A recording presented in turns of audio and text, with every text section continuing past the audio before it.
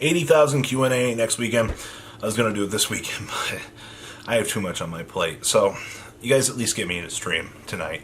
So that's at least something. So we're going to talk about cards that you might want to start considering picking up before it's too late. And this is going to tie into all of the buyouts that have been happening recently. Talk about a couple of them and really just go from there. This isn't me trying to get you to spend money, but it's talking about some general interactions and things. So let's dig on into this, shall we?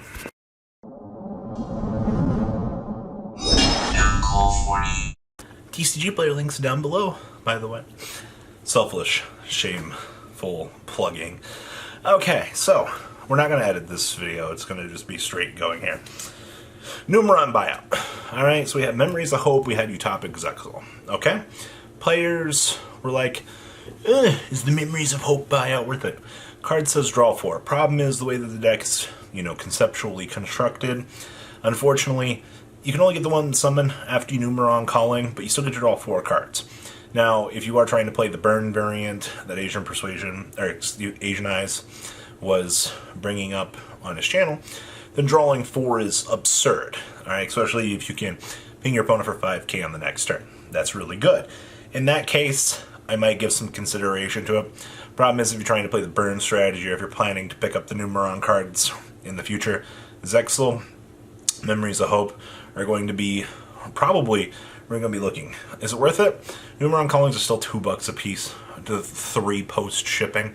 For the most part, you're looking at $9-10 for a play set for a card that says draw 4 for a potential cheesy burn deck that will probably be seeing what, quadrant 3, quadrant 4 here, which puts it at what, September, October, maybe December, depending on how things are going. So, I mean, you burn players out there, give this some real consideration.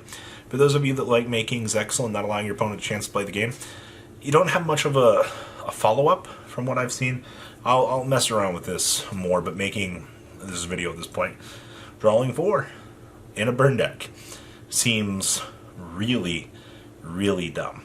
But that's just me. So, Numeron buyout, it's an interesting creature. Is it worth it to pick it up?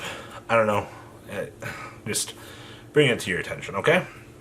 Number 2 on our list for buyouts here, and things that are worth picking up.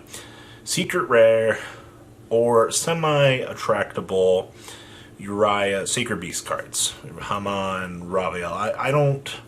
So a lot of the versions I've looked at from Japan for the deck, nobody likes Uriah, alright? And to the one guy, it's going to go, I swear, Robbie, you're bad at this game. Uriah's the... It doesn't have base printed 4K power. That's why it's not the best one in the universe, but... We got secret rare versions of these cards going on in the market, and we have the Sacred Beast structure coming around. Now, me, being honest to you guys, ain't nobody out there trying to buy max rarity, Uriahs and Hamans to play in their deck.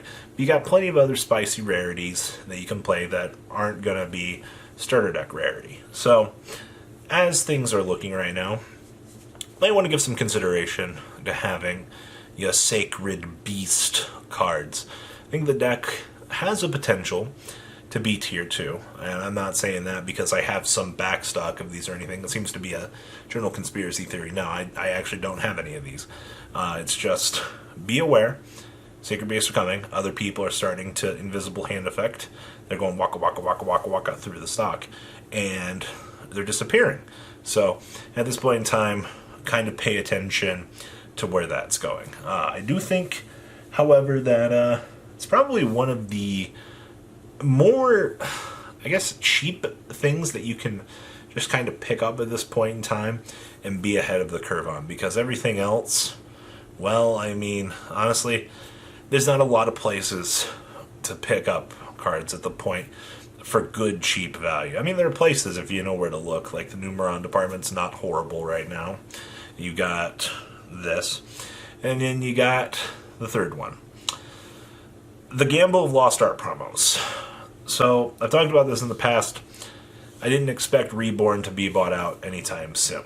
Alright, now do pay attention to things like the skill drains, the Exodia limbs, and more of your classic Yuki. I'm not saying that Lesser Fiend is going to go up in value. No.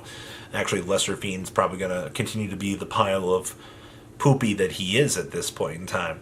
Good news is, depending on how things go here for the rest of his life, you might be able to buy him for 10 cents. But pay attention to the lost art market. It's not surprising to me that it started to move. And if there's something that you want, don't go throw down $30 for Monster Reborn. Wait for the rebuttal, see where it's going to go. Or maybe if you got something cheap that you want to pick up, now's not a bad time to do so. Then we have Harpy cards. Okay, so we have the two we have, what is it, Channeler, and the other one, I never remember the other one. Anyway, we have, is it Queen? Nah, we have two Harpy cards coming up on the Lost Art promotion. We have a Synchro coming. And players are sitting here going, Harpies. Will this deck get better? Once the Harpy effect is revealed for the Synchro, you're going to see the Unga Bungas slamming on in here, and you're going to start seeing Harpy cards disappearing more from the market. This is a pre-warning. Alright, and we do know that we have to get a Harpy tuner, which means there has to be new support.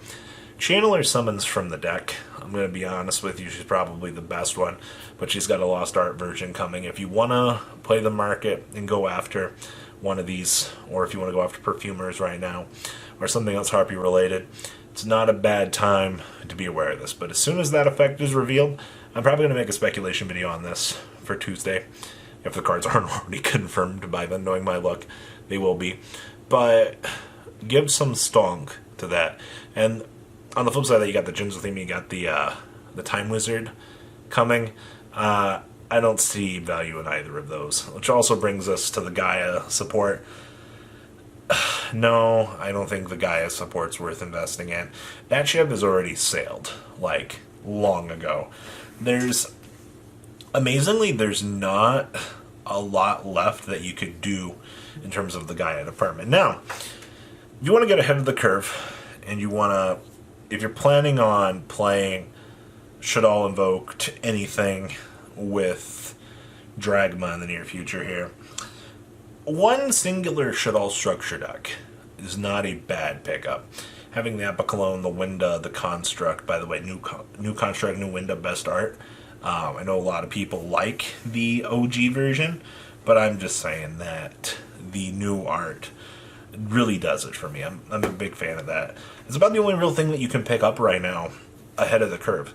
Like, I have a feeling that Invoke stuff is going to get the reprint, and I'm not trying to play that market. All right, like, that ship sank long ago, and I don't think it's worth it. Outside of that, in the grand scheme of things, Nibiru's crazy in value. Dark Roll No More's creeping up. Is it worth it to go after these particular cards?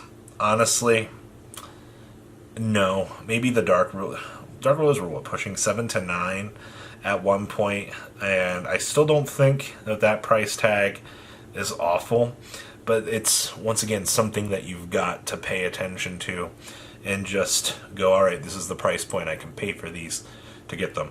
Nibiru's are too late. Dark Roll No More's, you're on the clasp of them being too late. It almost feels like it's too early for them to reprint them, but honestly, it wouldn't surprise me at this point if we get a reprint, especially in these stages. Outside of that, I would not be investing in Adamancipator or Eldritch, because I'm looking at you, Block Dragon, alright, and just, no, not worth it. Outside of that, I picked these up just to have them. I didn't think these were a bad pickup. We get the Ultra and the Eternity Code. Seems fun. If you want a decent competitive deck at a cheap value, besides the Animador and Archosaurs, honestly, Dinos are pretty much solid tier 2 for the most part. I mean, you gotta smash through Adamancipator boards and things like that, but it's not bad. Also, Striker's always a solid pickup. I see it every single video. I'm not gonna stop. I'm not gonna stop, baby. It still seems worth it in the long run. So that's everything I got. Please, leave a comment down below. Tell me what you guys think. does not mean that I'm going to endorse the things that I read in the comments section, but it's interesting to always hear what the community seems to think on these types of things. Because there's always that one guy who goes, buy this, I'm telling, and then it doesn't work out. And then they're like, I didn't say that. It's weird times in the community. So guys, that's all I got. Make sure you subscribe to the channel for more. I'm tired. I'm going to bed. Peace out. Thank you, patrons, for making the ride never truly end. Without you guys' support, well, I would probably be doing Truffle Shuffle videos for a living. Guys, please check out VanCall40 for all of your Cardfight Vanguard content brought to you by MCall40. And if you are looking to pick up singles, check out mcallgames.com for your trading card game needs. Thanks for watching, everybody.